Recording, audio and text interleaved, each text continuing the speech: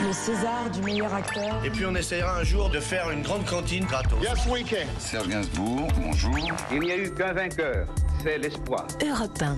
Et à 7h23 sur Europe 1, c'est l'heure du jour où votre plongée quotidienne dans la boîte à souvenirs d'Europe 1. Bonjour Laure d'Autriche. Bonjour Dimitri, bonjour à tous. Alors aujourd'hui s'ouvre le procès de Redouane Faïd pour son incroyable évasion en hélicoptère en 2018 de la prison de Réau en Seine-et-Marne. Ça s'est passé sous les yeux impuissants des surveillants. Oui, ce jour-là, le braqueur multirécidiviste va s'évader en moins de 8 minutes. Il est 11h18, Redouane Faïd est au parloir. Et à ce moment-là, un hélicoptère vient se poser dans la cour d'honneur de la prison. Deux hommes habillés en noir, cagoulés, équipés d'armes de guerre type Kalachnikov sont sortis de l'hélico et se sont dirigés vers les parloirs. Ils découpent une, deux, puis trois portes avec une disqueuse pour arriver jusqu'au box de Redouane Faïd. Récit du journaliste Justin Morin sur place à la prison de Réau pour Europe 1. Un fumigène est lancé et les voilà repartis comme ils sont arrivés en hélicoptère. Les surveillants, qui ne sont pas armés ni autorisés à tirer, ne peuvent que regarder la scène. On ne pouvait rien faire, on n'a fait que subir là. Les seuls endroits de l'établissement où c'est armé, c'est les Miradors, mais les Miradors n'avaient pas de visu.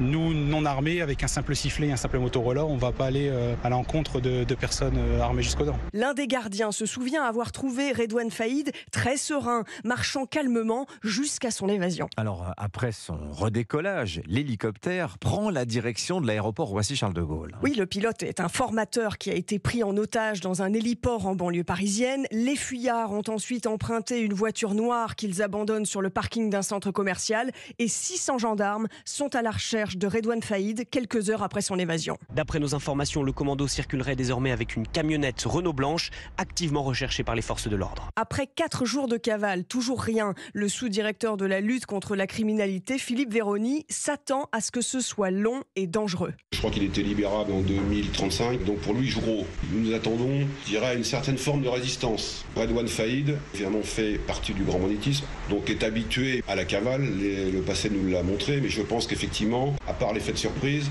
je doute que ce ne sera pas aisé de l'interpeller. Redouane Faïd sera finalement interpellé à Creil, en région parisienne, 4 mois après son évasion. Merci beaucoup Laure d'Autriche. Alors Redouane Faïd qui a 51 ans, il a passé plus de la moitié de sa vie en prison. Allez, c'est l'heure de jouer avec Europe 1 et le jour où, la question du jour, tendez l'oreille.